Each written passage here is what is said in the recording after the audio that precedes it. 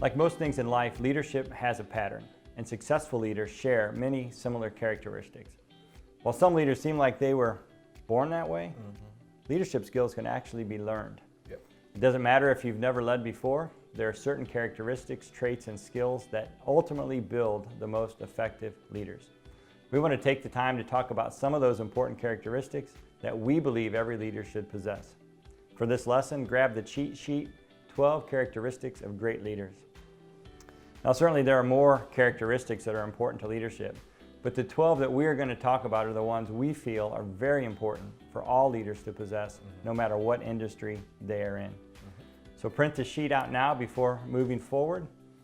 We include a space for you to take notes during the lesson, to jot down some thoughts about how well you exhibit each characteristic, where you excel, where you can improve. And remember, pause the video as needed. There's no need to rush. We will be here forever. Forever.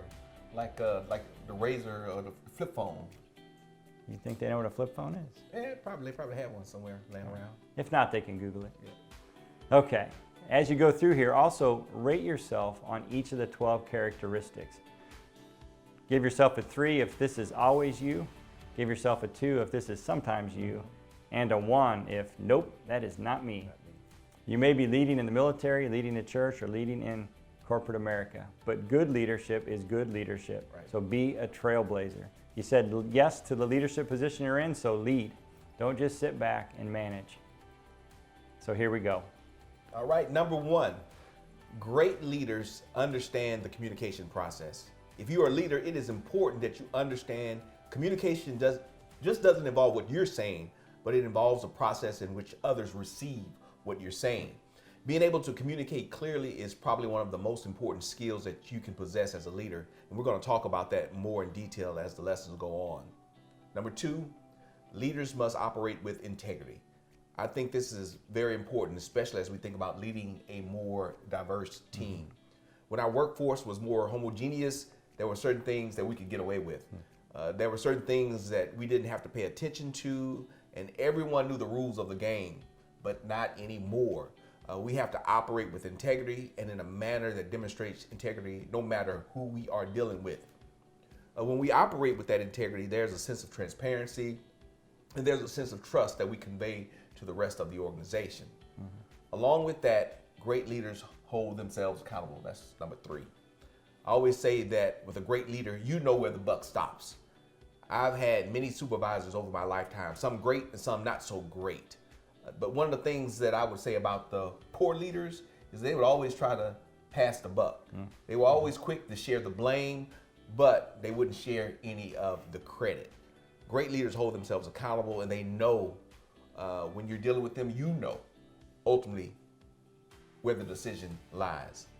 Now, characteristic number 4 is something I struggled with early in my leadership journey. Great leaders lead with compassion. Now, does that mean that great leaders don't hold people accountable, or that great leaders don't make tough decisions? No, or that that great leaders don't try to accomplish the goals? No, that it doesn't mean that, not at all. But great leaders lead with compassion. It's a very important aspect of how we do our job as leaders. We have to think about the needs of our people. We also have to be able to put ourselves in the shoes of others as we make decisions.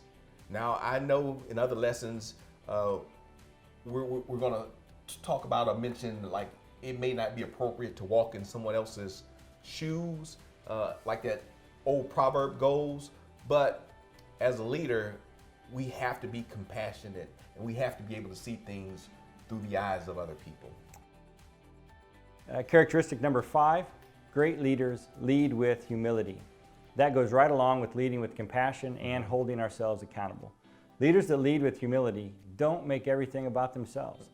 They can detach their positional power from their relational power, which is a very important skill, especially when you're leading a multi-generational workforce. Leaders, you must understand it's not all about you. Of course, leaders have an important role to play, and leaders often get too much blame and too little credit. But leaders have to be mindful that their power and authority don't go to their head. Right. Don't get a big head. That's right. Keep in mind, if no one is following you, you aren't really a leader. Nope. The next characteristic is leaders need to be resilient. As a leader, you're going to face many tough days and many tough decisions. Leaders have to bounce back. Leaders have to be strong. Leaders can't wear their emotions on their sleeves, and leaders need to stay calm under pressure. One of the things that I've experienced as a leader is loneliness.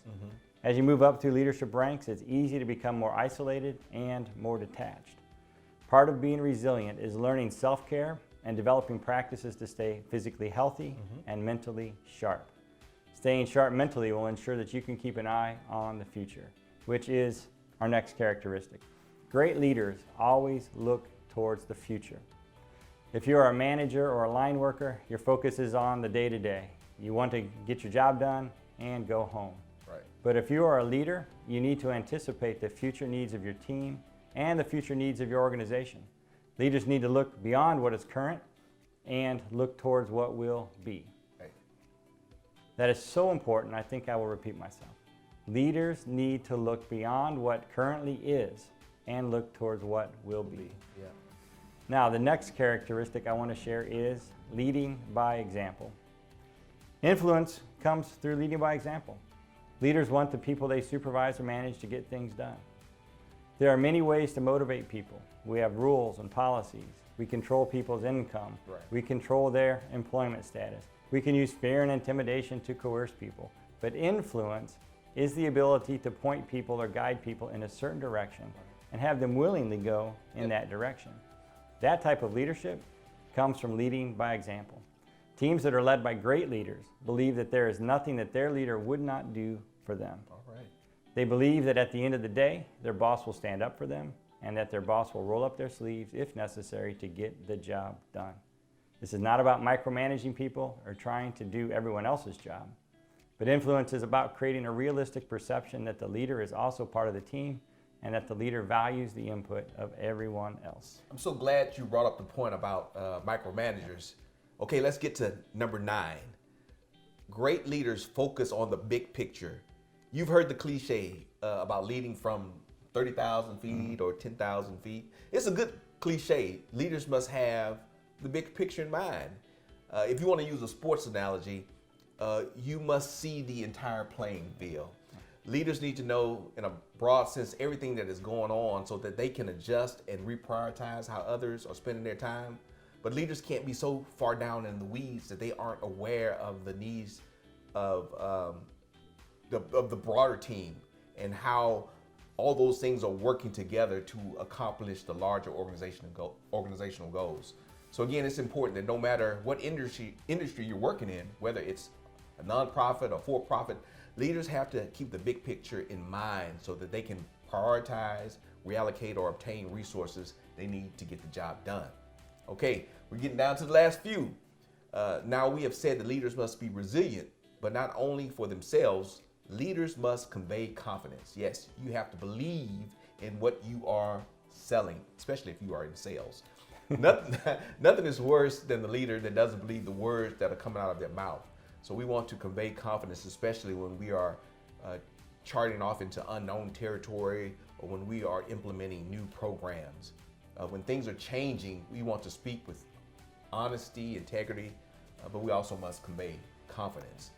The leader who is running around saying the sky is falling is going to bring chaos into the organization.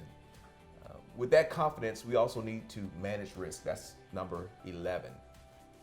Taking appropriate risk is an important part of being a leader. I don't think you can be a leader if you aren't willing to take some risks, but you have to manage those risks. There are several ways to manage risks. Of course, you have to be informed. We don't want to take random and reckless risks. And you also have to know the amount of risk that's appropriate for your industry. You have your constituents and you have to manage risk based on what your board and other organizational paradigms. So you have to figure all that out. But as leaders, we have to challenge the status quo when appropriate. We have to know how much risk is appropriate for any given situation. And finally, the Big 12, not football, 12. But yeah, but big number 12. We've hinted at this in several different ways, but I think we need to be specific about this one. Leaders value their people. If you want to be a great leader, be great to the people that work for you. I promise you, if you take care of your people, they will take care of you. I think that's one of the greatest things that you can do as a leader. I know we've named a lot of things here, Mike, and we don't want to underestimate the challenges that comes with assembling a team. But understanding how to value and motivate the people that you work for will take you a long way. No matter who you are, no matter what you do, if you are a leader, you are standing on the shoulders of people. Value your people. Now, I know we use the tool to let you take notes in this lesson. Again, use this tool as a reflection piece as you go through your leadership journey. Check in with yourself and see how you're doing. Pull it out every 6 months or maybe annually and do a self-review on a clean copy of this. Pay attention to what changes in your notes and see how well you score yourself. Do you feel like you're having the high marks that you want, or do you need to work on some areas as you go through this resource? It's a good resource. Scan it, file it, put it on your corkboard, whatever you do with it. We look forward to walking with you on this leadership journey. Thank you. I'm Glenn, your Cultural Competency Navigator. And I am Michael, helping you to build better leaders.